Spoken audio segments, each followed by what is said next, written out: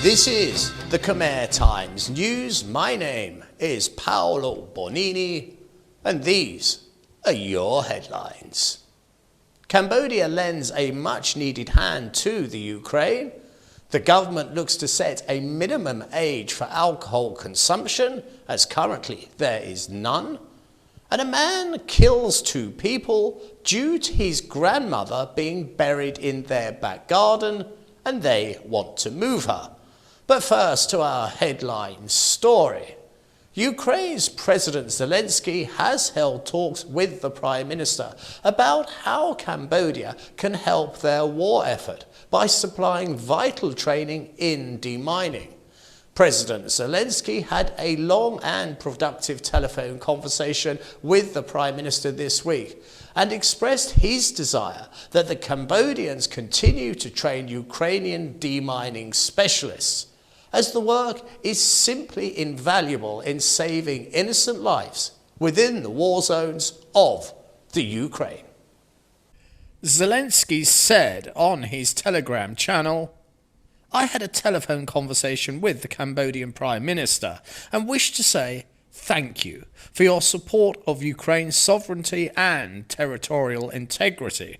I watched the training of Ukraine demining specialists in Cambodia, and I very much want to continue this cooperation." He also informed the Prime Minister about Ukraine's formula for peace and invited Cambodia to join in the steps to implementing that plan. This year, Ukrainian soldiers are being trained in a former battlefield, which is northwest of Battambang province, by trainers with the Cambodian Mine Action Centre, a government agency that oversees the clearing of landmines and unexploded ordnance right across the country. The captain who led the Ukrainian team said that the training had been quick and fast due to the vast amount of experience that was on offer. And he said, "It will be very helpful in clearing our area of Russian mines." And it is quite remarkable to think, isn't it, that a civil war that served absolutely no purpose whatsoever here in the kingdom and only brought misery and destruction on a scale that is unimaginable has now had a very positive effect. And that is, at long last, that lethal legacy of the Khmer Rouge is in fact helping to save lives by training these soldiers who can now detect mines and remove these vile and hateful contraptions from the earth before they claim any more lives. This week on Crime Desk, we have a trilogy of the incredible. 2 people shot due to grandmother's family grave, a man sets fire to himself, and another hit and run, where there's an awful lot of running.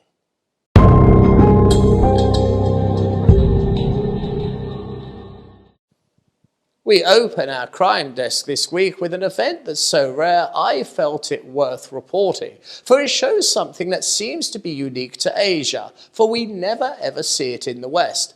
And what I speak of is self-immolation. In other words, killing yourself by setting yourself alight. It has been used with great effect by monks in political campaigns to air their grievances. Who cannot recall to mind an image of a monk sitting cross-legged in flames, his protest being heard all around the world as his life ebbs away? Well, in this case, the man who died was having family problems, and in his rage he committed suicide by dosing himself with petrol and setting himself alight. The incident happened at midnight in Sfa province, and according to the police, the man was identified as a male, aged 37. Witnesses say they saw a person on fire who was screaming for help as the flames enveloped him. The police rushed to the scene and took him to hospital, but he died in what can only be described as excruciating agony, as his burns were so very severe. Police are seeking the editor-in-chief of the People's Power Press after he was involved in a traffic incident. And guess what? Yep, Just shout out at the screen when you realise you have heard the ending to this story oh so many times before. So get ready to shout out. We'll carry on. The man was involved in a road traffic accident and he hit a 14-year-old girl on a bike. The girl died, but instead of rendering aid to the victim and instead of showing any level of compassion or caring to try and help the child that lay helpless on the tarmac, he did the traditional. Now you can all join in on this line. Because he fled the scene. The man devoid of any morals is Mr. Sam Nyang, editor-in-chief of the People's Power Press, and he was arguing with his wife whilst driving. It was then that he hit a motorbike, killing the young girl. He dumped the vehicle and ran, leaving the 14-year-old to die where she lay. The law should be simple. The law should be plain.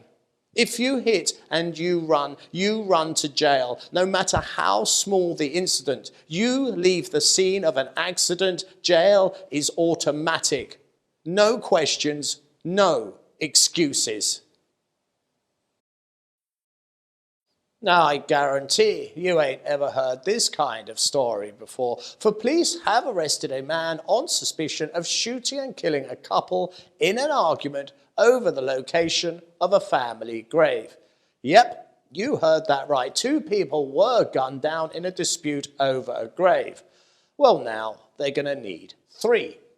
The crime occurred in Kampong Cham province. It seems the perpetrator drove all the way from Phnom Penh to Kampong Cham with a plan to attack the victims.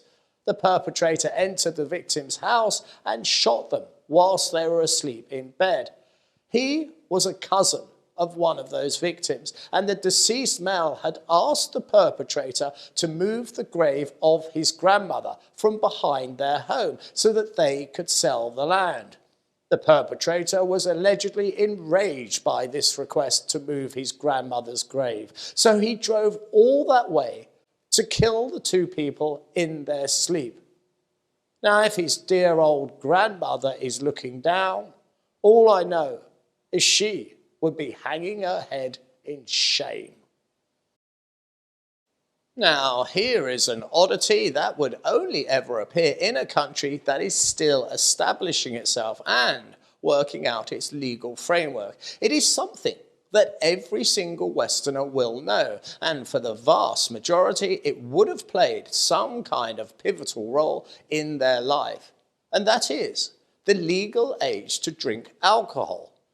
Quite amazingly, here within the kingdom, there is no minimum legal age to consume, which means literally anyone can drink.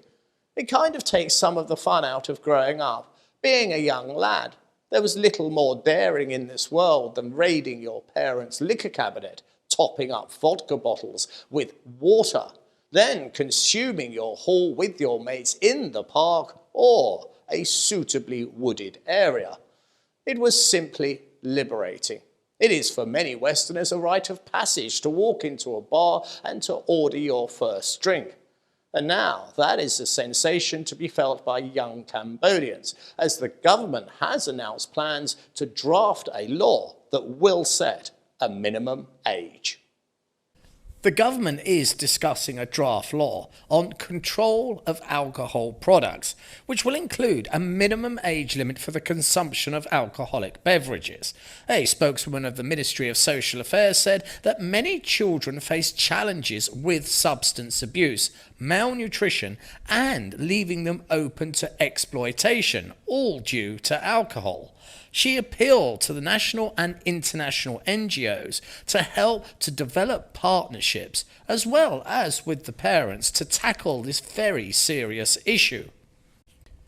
The government is discussing a draft law on control of alcohol products, which will include a minimum age limit for the consumption of alcoholic beverages. A spokeswoman of the Ministry of Social Affairs said that many children face challenges with substance abuse, malnutrition, and leaving them open to exploitation, all due to alcohol. She appealed to the national and international NGOs to help to develop partnerships as well as with the parents to tackle this very serious issue. You see, one must never forget, alcohol is not only very addictive, it is also a depressant. And with the torturous journey through teenage years, adding to it with a depressant can only ever lead to more incidents of suicide.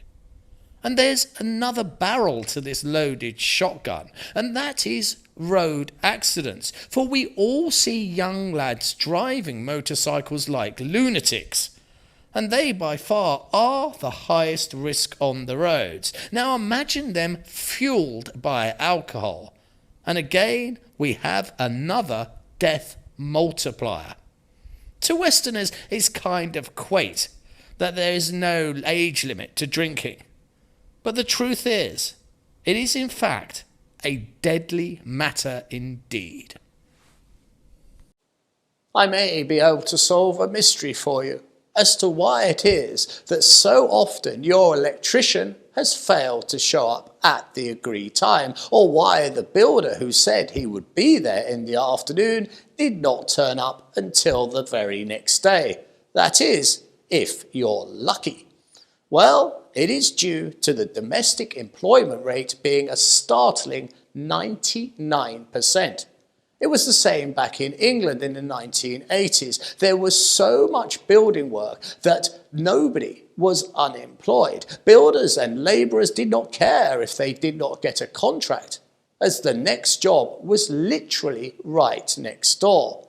It was only with the migration of tradesmen from Eastern Europe that workmen in the UK got the kick in the arse they thoroughly deserved, and then had to start giving an acceptable level of service.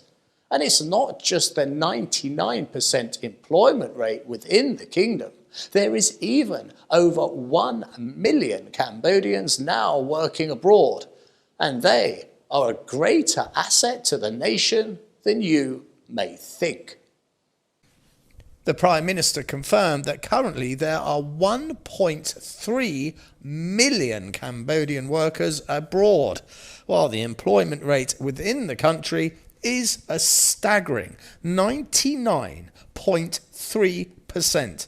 Now that number would make many a developed country look on with great envy. Jobs for all means a prospering country. Now, if that is not enough, there is a second level of employment to be added, and that is workers who are employed abroad, and they are a crucial asset to the country. That 1.3 million Cambodians working abroad, the majority of which within the agricultural sector. And they are doing something oh so important, for when they are working abroad, they are doing two things. Not only are they earning income, and the majority of that income will come back to the kingdom, what is also equally as crucial is they are gaining knowledge and learning new skills, and all these factors have a very beneficial on the national development. Cambodian workers can be found across the globe, working predominantly in Thailand, but also South Korea, Japan, Malaysia, Singapore, and many other countries. But there is one downside to this story. With so much work, it does mean there is a lack of staff within Cambodia for the service industries. For instance, hotels. For many hotels now are crying out for chefs and skilled staff, as unfortunately the lure of higher salaries abroad means that many have left a hotel lobby, a hotel hallway, and especially hotel kitchens devoid of much needed staff. It's time to have a look ahead and see what the weather has in store for us next week. And we go straight to the weather, recorded on my iPhone 12, which will be the last ever thing I record on this damn phone. In the name of God, if you're thinking about buying a phone, just buy the iPhone 11. Don't bother with any of the rest of it. It's all the same damn phone, I'm telling you. But the iPhone 11 is far superior. Now then, enough of that and on with the weather. The weather itself, oh, Jesus, it's just like the iPhone 12, really, isn't it? It's, patchy. Its performance is quite simply patchy. We've got rain, we've got high temperatures, and we've got humidity. So there's going to be this roller coaster. The humidity goes up and up and up. And when it reaches that peak, it's time to run for shelter, because surely the rain will follow. This has been the Khmer Times News. Please do subscribe and comment and stay up to date with all the breaking news by following us on both Facebook and Telegram. This has been Paolo Bonini, and that was the week that was. I'll see you next weekend for your weekly Roundup.